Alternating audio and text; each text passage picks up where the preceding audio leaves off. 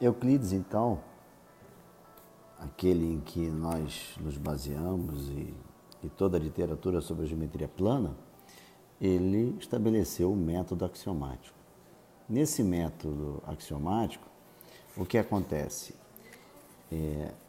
Há uma relação, ou seja, estabelece uma relação, uma associação entre os conceitos primitivos dados. Então, por exemplo, dependendo das relações que eu vou estabelecer, ou seja, das afirmações que eu vou fazer utilizando os conceitos primitivos de pontos, retas e planos, eu posso desenvolver geometrias distintas.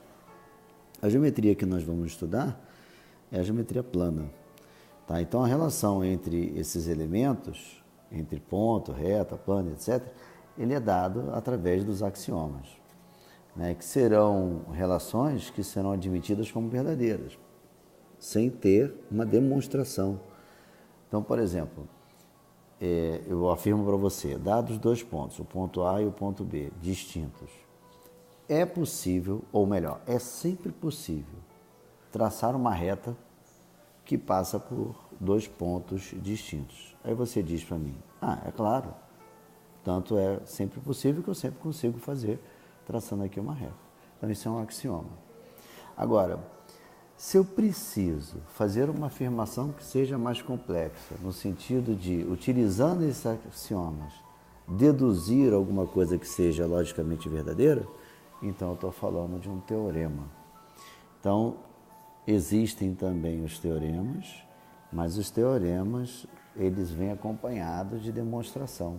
É uma afirmação em que é necessária uma demonstração, utilizando, obviamente, os axiomas, que é aquilo que foi definido sem demonstração, mas que é logicamente, entre aspas, verdadeiro. Então, eu tenho aqui os catetos B e C e o cateto A. Vocês vão ver mais tarde que o quadrado da medida da hipotenusa é igual à soma dos quadrados dos catetos. Bom, isso é um teorema, isso carece de demonstração.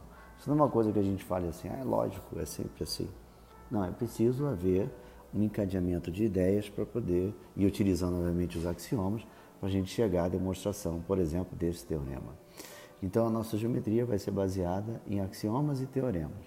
E Euclides foi aquele primeiro personagem da nossa história que deu origem ao método axiomático, que é estabelecer esse conjunto de proposições que a gente vai admitir como sendo verdadeira.